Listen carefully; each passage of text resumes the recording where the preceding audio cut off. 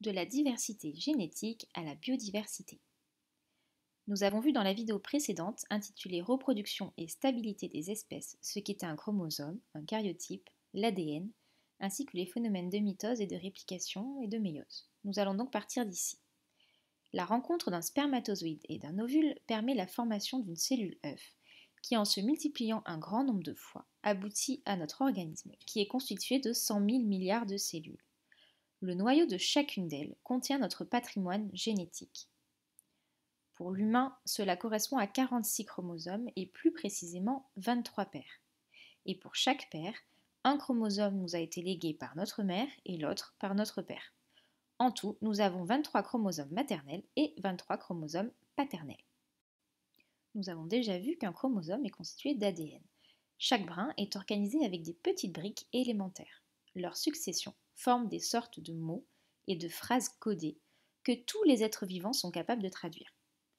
L'ADN est organisé en gènes dont on estime le nombre à 23 000. Un gène contient toutes les instructions nécessaires à la formation d'une protéine. Les protéines ont un rôle essentiel dans l'organisme. Vous connaissez peut-être celle des muscles ou celle des cheveux, mais ce sont aussi les anticorps qui nous protègent des infections, les hormones et également ce qu'on appelle les enzymes qui permettent toutes les réactions chimiques de notre corps. Et c'est indispensable à notre survie. Ainsi, notre patrimoine génétique est une prodigieuse mémoire où chaque chromosome, comme un livre en fait, conserve les gènes qui contiennent les recettes de chaque protéine. Voici par exemple les gènes présents sur le chromosome 1, le chromosome 12 ou encore le chromosome 22. Pour mieux comprendre, nous allons prendre ici un exemple. Voici 6 chromosomes avec à chaque fois un chromosome qui provient du père, en bleu, et un chromosome qui provient de la mère. Ces chromosomes sont classés par paire, c'est-à-dire 2 par 2, et par taille, donc du plus grand au plus petit. Si on se concentre sur une paire de chromosomes, par exemple celle-ci, donc hop, on sort cela. Nous avons sur chaque chromosome un ensemble de gènes, et un gène c'est une portion de chromosome qui porte une information intervenant dans la réalisation d'un caractère. Ce caractère sera donc héréditaire puisqu'il est porté par les gènes. Chaque gène va exister sous plusieurs versions que l'on va appeler allèles. Donc si par exemple nous avons ici le gène que l'on va appeler A, il pourrait exister pour ce gène A, par exemple, 3 possibilités. Possibilité A1, possibilité A2 et possibilité A3. C'est ce qu'on appelle ici les allèles de ce gène. Donc il existe sous 3 versions. Chaque version va permettre la fabrication d'une protéine qui sera du coup un petit peu différente selon les versions. Donc ici on a la protéine 1, la protéine 2 et la protéine 3. Sachant qu'un individu a forcément 2 chromosomes par paire. Il ne peut porter que 2 allèles différents. Donc soit il va avoir 2 allèles identiques, par exemple ici A2, A2, mais il peut avoir aussi 2 allèles différents, par exemple A2 et A1. Hop.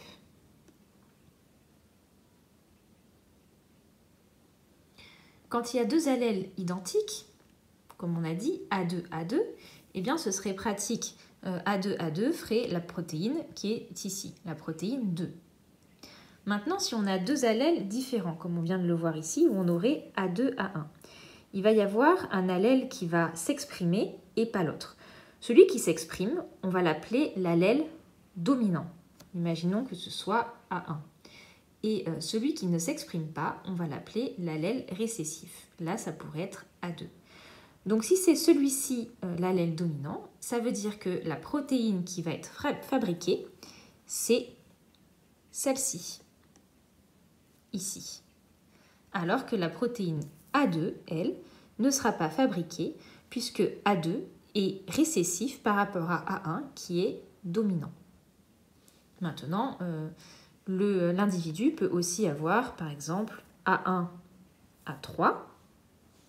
Et là, il faut également regarder la dominance et la récessivité. Donc par exemple ici, A1 pourrait être encore dominant sur A3 qui serait récessif et ce serait la protéine A1 qui serait fabriquée. Maintenant, on va prendre un cas encore plus précis. On va se positionner sur le chromosome 16. Ce chromosome 16 comporte 957 gènes. Et nous, on va se concentrer sur le gène MC1R.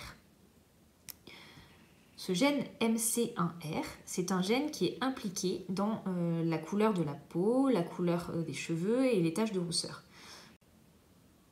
Ici, pour simplifier, nous allons présenter que deux allèles du gène MC1R. On va dire qu'il existe l'allèle MC1R+, ici, et l'allèle MC1R-.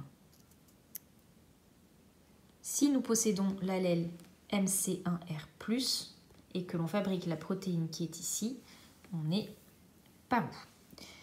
Maintenant, si on fabrique la protéine qui est ici, on est où?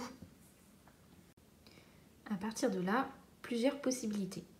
Soit nous possédons deux allèles MC1R+, ici. Hop et hop.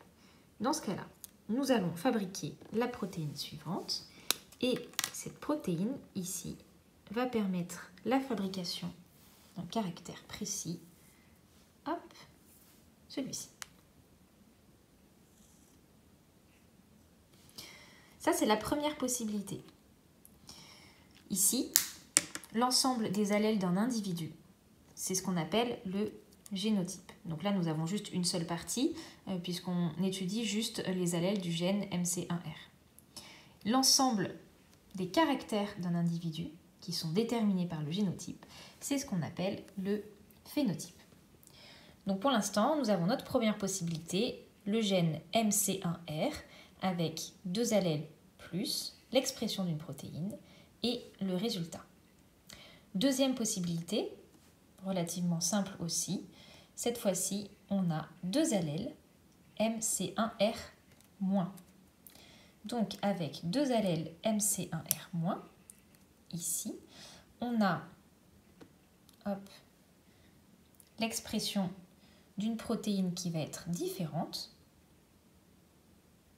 Ça sera plus celle-ci, ce sera celle-ci.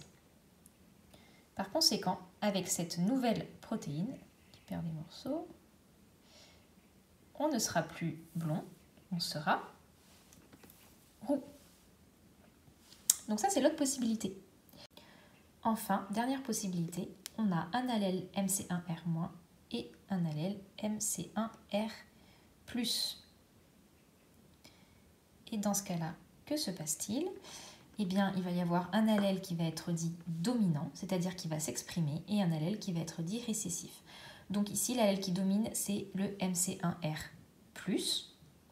Donc on va avoir cette protéine-là qui va être fabriquée, et pas l'autre. Et par conséquent, on sera blond. Donc ici, nous avons l'allèle dominant, et ici, l'allèle récessif. Donc ici, c'est la version simple, parce qu'en réalité, un caractère, très souvent, va être déterminé par un ensemble de gènes, et pas un seul. On fait une version plus simple. Maintenant, on va regarder ce qui se passe au niveau de l'hérédité.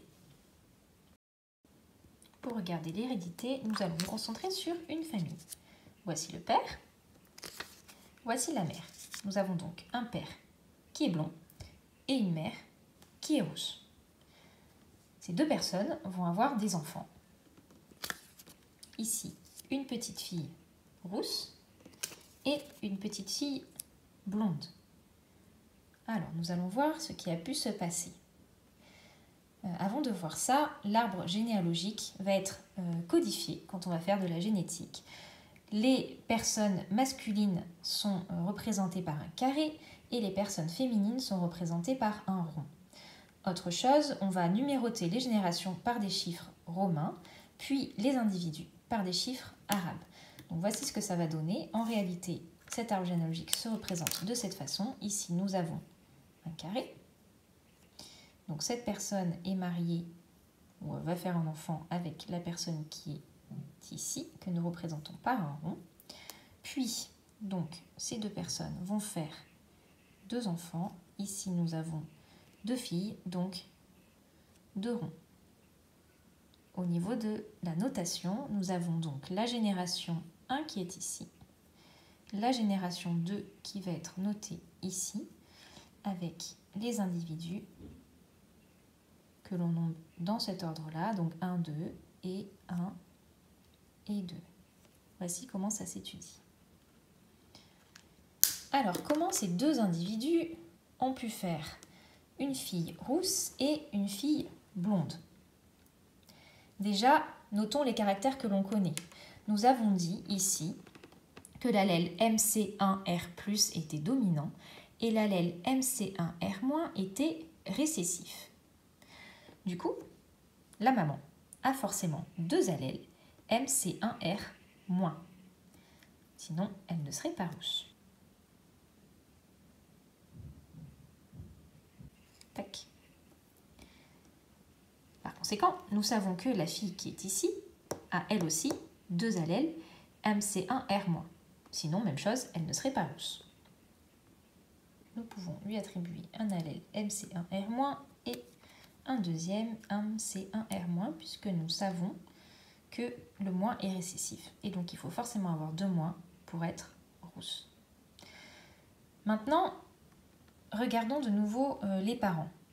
Nous avons les 2 allèles de la mère, mais nous n'avons pas les allèles du père.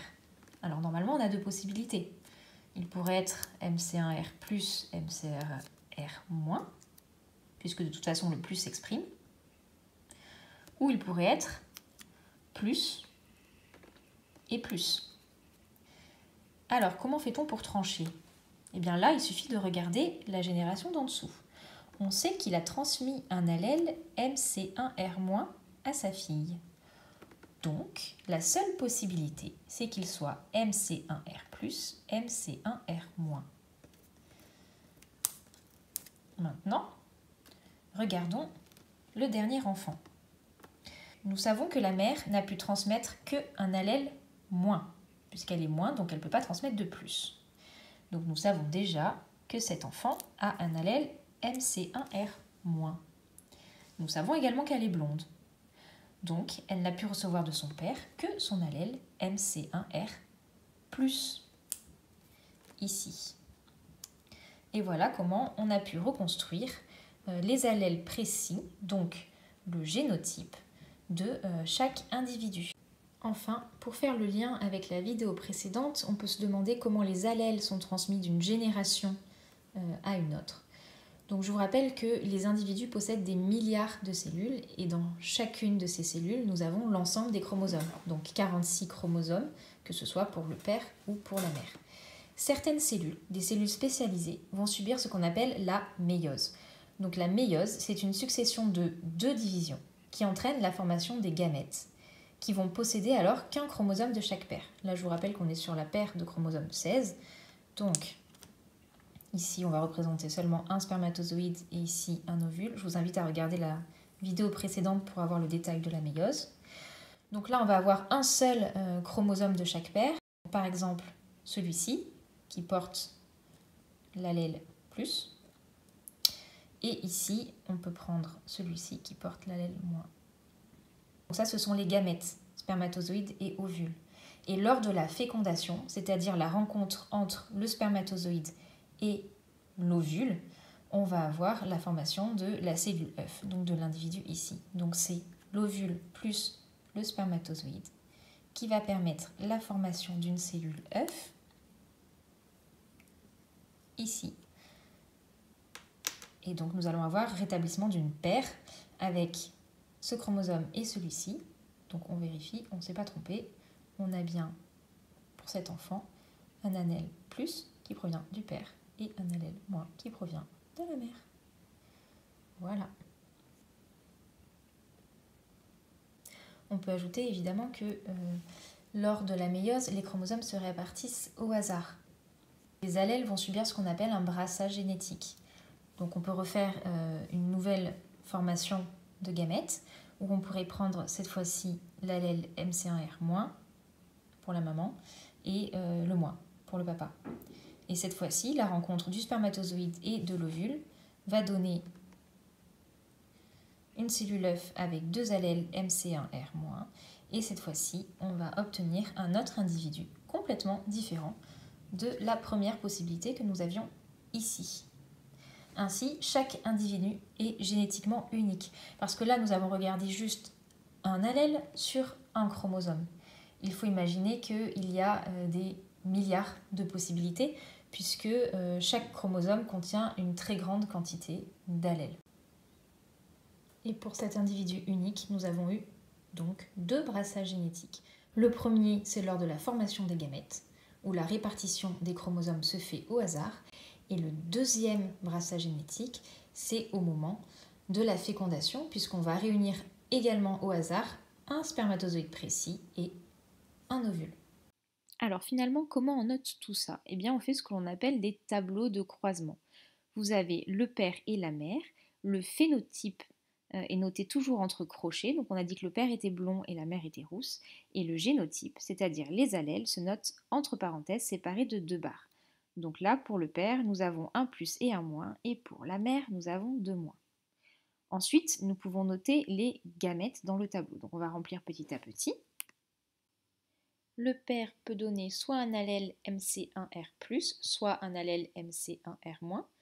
Par contre, la mère ne peut donner que des allèles MC1R-. Donc voilà comment on remplit le tableau.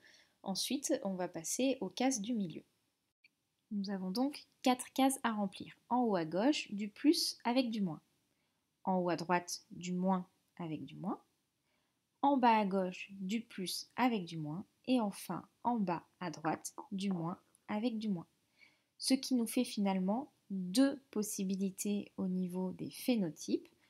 Soit l'enfant a du plus et du moins, nous avons dit que le plus était dominant et le moins récessif, donc l'enfant sera blond. Soit on a du moins et du moins, donc l'enfant sera roux. Finalement, dans cette famille, une chance sur 2 d'être blond, une chance sur 2 d'être roux. Évidemment, ici, nous avons regardé qu'une partie du génotype, c'est-à-dire qu'on s'est concentré sur un seul gène avec 2 allèles. Il faut imaginer, pour avoir le phénotype final, regarder tout le génotype d'un individu. Si on regardait tous les allèles, avec un tableau de croisement, on se rendrait compte à quel point les possibilités sont extrêmement nombreuses. C'est ce qui fait que chaque individu est unique, c'est ce qu'on appelle la diversité génétique, et c'est ce qui est à la base de la biodiversité. Voilà, j'espère que cette vidéo vous a apporté un nouvel éclairage sur la génétique, et je remercie l'INSERM à qui j'ai pu emprunter les petites vidéos du début.